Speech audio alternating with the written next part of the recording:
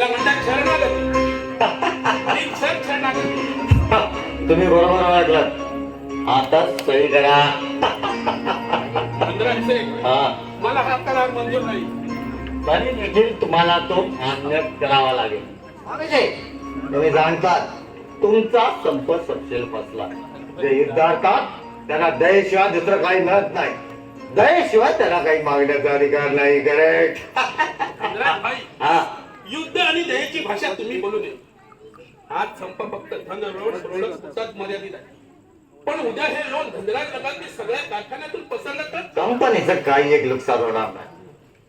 बाजारपेठेला पुढचे 6 महिने पुरेल एवढा माल आमच्या गोदामात पडून आहे.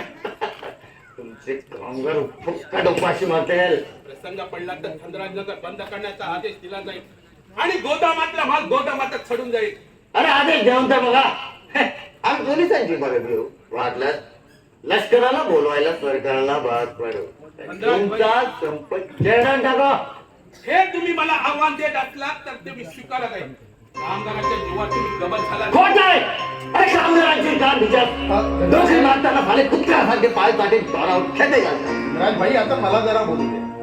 पोटात गेले की हरामजाना मात चढतो. अरे जागा. राजभाई आपल्याला या भाषेत बोलून चालणार नाही. कारखान्यात नोकरी पत्करा म्हणून तुमच्या कामगारांना मी काही विनंती अर्ज घेऊन गेलो नव्हतो. अरे ते का मला खबर करणार. मी त्यांना पोटा पाण्याला लावलाय. भाई या तुझ्याशी तुम्ही बोलत असणार तरी तर मला क्षणभर थांबायचं नाही. शेला जगदाळे चला इथून. थांबा स्वामी. परिस्थितीची संपूर्ण जाणीव तुम्हाला अजून झालेली नाही. भाई शेलार आणि कॉम्रेड जगदाळे तुमच्या पाठोपाठ येणार नाही. वस्तुस्थिती काय आहे ती त्यांना ठाऊक आहे. कसली वस्तू काय प्रकार आहे हा शेला. भाई आपण प्रसंग ओळखून वागावं अशी मी अपेक्षा करतो. तुझ्या मनासारखं. थँक्स. हा तर वस्तुस्थिती अशी आहे स्वामीजी की तुम्ही दौऱ्यावर असताना या इथं म्हणजे या धनराज नगर मध्ये बरंच काही घडलं आहे. बरंच काही घडलं. हो म्हणजे उदाहरणार्थ एक गरमागरम ताजी बातमी सांगतो तुम्हाला. हे तुमचे 2 सहकारी भाई शेलार आणि कॉम्रेड जगदाळे पुढल्या महिन्याची बेलग्रेडला कामगार परिषद भरणार आहे. त्यासाठी कंपनीचे प्रतिनिधी म्हणून जाणार आहे. कंपनीतर्फे आणि कंपनीच्या खर्चात. होय शेला खरंय कॉम्रेड जगदाळे. आम्ही नकार दिला असता तर दुसरे पुढे आले असते. भाई दिनेश खेडकर आणि कॉम्रेड मेस्कर पण तुमचे पाय बरबटले असले तरी भाई खेडकर आणि फॅन मेस्करने ह्यांचे हात स्वच्छ आहेत. त्या निरलस कार्यकर्त्यांवर तरी चिखल फेक करू नका. हा थोडासा गैरसमज होतोय तुमचा स्वामीजी. नाही म्हणजे भाई खेडकर आणि फ्रँक मास्टरनेस ही तशी निरालस कार्यकर्तीच माणसं आहेत. आपण शेवटी माणसंच आहे. हो तुम्ही दौऱ्यावर जाताना मजदूर महामंडळाची सारी सूत्र त्यांच्या हाती सोपवली तेव्हा त्यांच्या जाणतीबद्दल कोण शंका घेईल नाही का. पण तरी देखील म्हणजे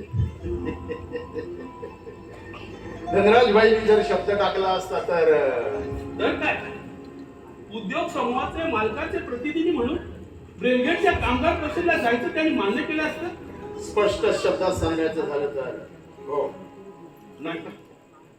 नाही हे शक्य नाही.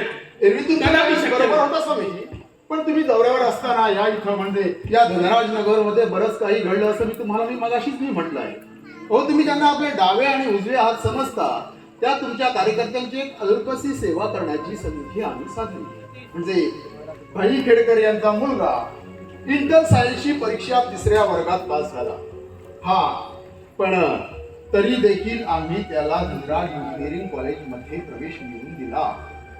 या इंजिनिअरिंग कॉलेजमध्ये काही जागा कंपनीतर्फे देणगीदार म्हणून धनराज भाई भरतात हे आपल्याला ठाऊकच आहे. आणि त्याच्या मुलाला तुम्ही चुकलात तुम्ही स्वामी. हो तुम्ही ज्यांना आपले डावे उजवे हात समजता त्या तुमच्या कार्यकर्त्यांच्या कुटुंबियांविषयी तुम्हाला फारशी माहिती नसेल. फ्रँक मास्टरन्स यांना मुलबाळ नाही. त्यांना आहे ती फक्त रुग्णाईत बायको. क्षयासारख्या विकारातून नुकतीच उठली. तिला हवा पालट करण्याची नितांत गरज आहे असं आम्हाला डॉक्टरांनी सुचवलं आणि म्हणून तिला तुम्ही महाबळेश्वरला हॉटेलमध्ये ठेवली. चुकला तुम्ही, पुन्हा चुकलात स्वामीजी. हो, महाबळेश्वरला नाही तर मिरजेजवळ वेलनेस वाडेल, आणि हो, हॉटेलमध्ये नाही तर एका स्पेशल कॉटेजमध्ये धनराज उद्योग समूहाचे डॉक्टर तिची जातीनं देखभाल करतात. आजच तिचा रिपोर्ट आला की शी इज आउट ऑफ डेंजर. आता मला एवढंच सांगा, माझ्या आणखी कोणकोणत्या सहकार्याने तुम्ही विकत घेतलं? स्वामीजी, स्वामीजी तुमची भावना मी समजू शकतो. हा पण तुमची शब्द योजना मी पत्करू शकत नाही. काय झालं की आपल्या कामगार पद्धतीचं थोडंफार कल्याण करता यावं यासाठी धनराज उद्योग समूहातर्फे आम्ही एक कामगार कल्याण विभाग उघडला आहे. अर्थात तुमच्या सल्ल्यानं आणि तुमच्या जागरात, नाही का? तेव्हा या विभागातील अधिकाऱ्यांनी ज्या वेळी ज्या सूचना आम्हाला केल्या त्यावेळी त्या सूचना अल्प शक्तीनिशी अंमलात आणण्याचा आम्ही एक मनोभावे प्रयत्न केला. इतकं अवघ्या या 4 महिन्यात, आणि मी इथं नसताना. आपल्या अपरोक्ष म्हणजे आपल्या अपरोक्ष कामगार बंधूंचं थोडंफार कल्याण करण्याची आम्हाला बंदी आहे का स्वामीजी? स्वामीजी पाहिलं, म्हटल्यास संपाबद्दल जर आपल्या या सहकाऱ्यांशी म्हणून आपल्याला जर काही फेरनिर्णय घ्यायचा असेल तर तुम्ही तो घेऊ शकता. ती वेळ गेली. तरी देखील जर आपल्या सहकाऱ्यांशी बोलून आपल्याला जर काही फेरनिर्णय घ्यायचा असेल तर तोपर्यंत आम्ही पलीकडच्या या चेंबरमध्ये थांबतो. तोवर नाही बाई, यांच्याशी विचार विनिमय करण्याचा आता काही उरलाच नाही. यांना परत जाऊ दे. विचार विनिमय व्हायचा असेल तर सरळ आपल्या दोघातच जावा, अशी माझी इच्छा. जशी आपली मर्जी.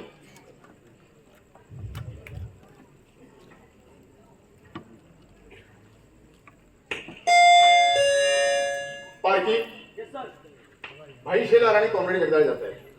आपली गाडी तयार ठेवा. गुड. हा तर बरं आहे कॉम्रेड जगदाळे, उद्या दुपारी ऑफिसमध्ये या. फॉरेन एक्सचेंज, व्हिसा, पासपोर्ट याविषयी आपल्याला फॉर्मॅलिटीज उरकायला हव्या. रावसाहेब, आपण यांना आलं लक्षात.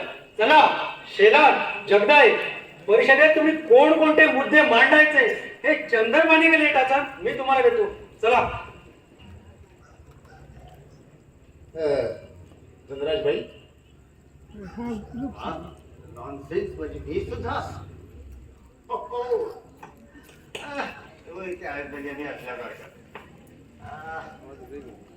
बोला बोला स्वामीजी, अगदी दिल खुलासपणे बोला.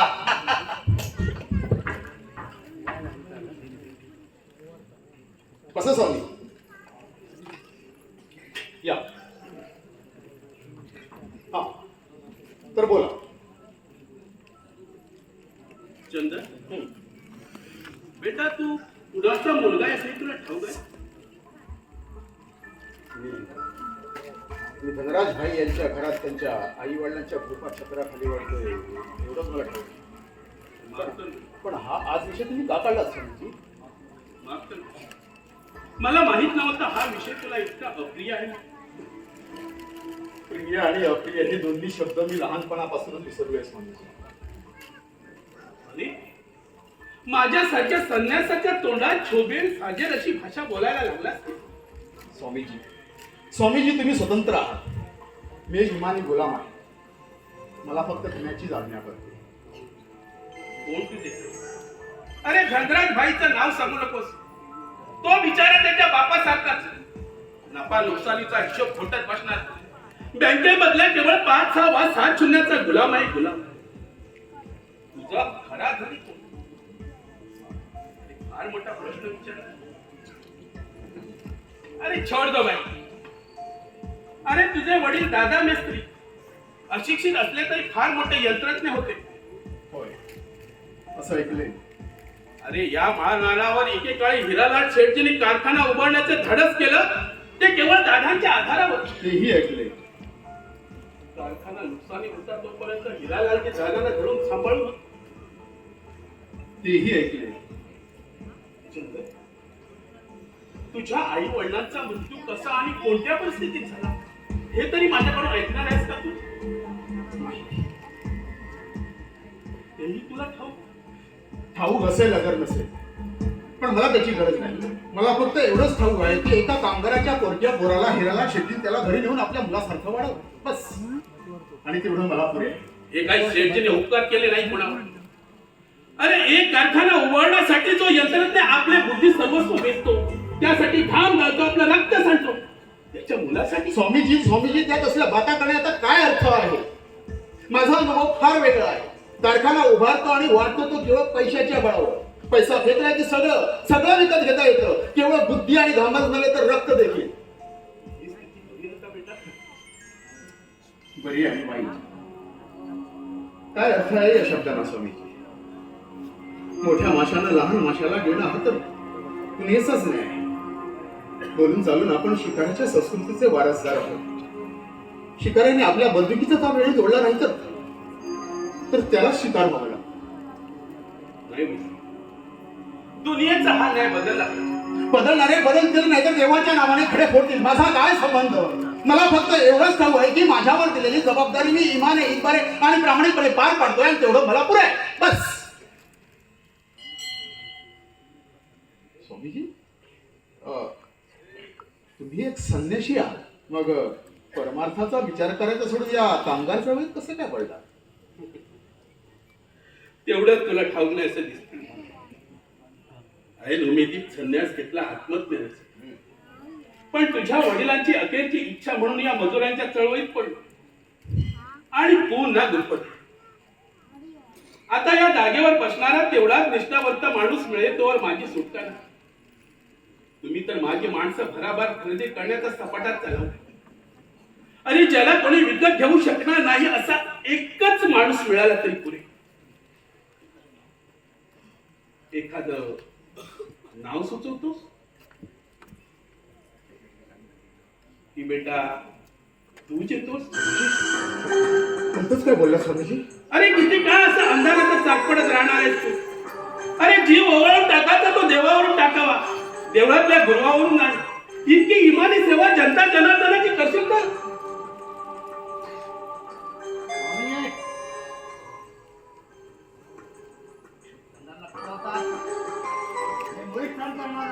संबंधा शांत हो, तसं काहीही घडणार नाही. माझ्या गळ्याची शपथ. बरं बाबा, तुझ्या गळ्याची शपथ. तुझ्या गळ्याची शपथ घेऊन सांगतोय की तुझ्या इच्छेशिवाय तुझ्यापासून मला कोणीही दूर करू शकणार नाही. झालं? आता गाठा गुंडा.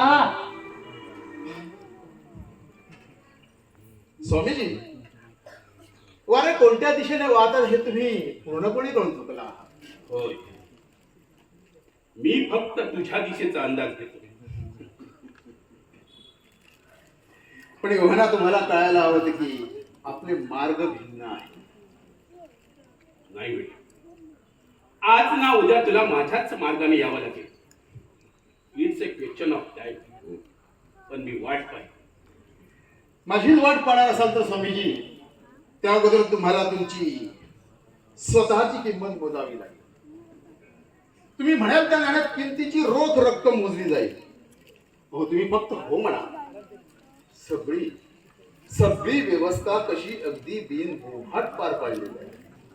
चंदन, जी माणसं विक्रीसाठी स्वतःला कुशीनं बाजारात स्वतःच मांडून ठेवतात तीच खरेदी केली जातात.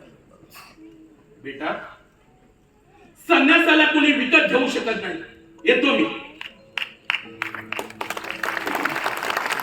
संन्याशाला कोणीही विकत घेऊ शकत नाही. संन्याशाला कोणीही विकत घेऊ शकत नाही. संन्याशाला कोणीही होय होय, ठाऊक आहे मला, संन्याशाला कुणीही विकत घेऊ शकत नाही. ठाऊक आहे मला की पैसा फेकला तर या दुनियेत दिव्यांची झगमगीत रोषणाई गर्दी करता येते. पण दौलतपणाला लावली तरी चंद्र सूर्य विकत घेऊ शकत नाही. ठाऊक आहे मला की पैसा फेकला तर या दुनियेत तुमच्या गायी दाराशी येऊन दूध घालतात. पण त्रैलोक्याचा जरी लिलाव मांडला तरी आईचं दूध विकत घेऊ शकत नाही. हा, पण हे ठाऊक आहे मला की कलम केलेला फांदीसारखा रुजतो आहे एका संपन्न वृक्षावर. आणि हे ठाऊक आहे मला की कोणी कुठे रुजावं, फुलावं, फळावं ह्याची साधी निवड संन्याशाला देखील करता येते. रक्ताच्या इमानाची भाषा मला परवडणार नाही, शोभणार देखील नाही. उपकाराच्या अंगावर पोचलेल्या पोरक्या पोराला कळत खाल्लेल्या चत्तोराचं इमान, आणि तो जाणतो फक्त धन्याचा शब्द, धन्याची इच्छा, धन्याची मर्जी.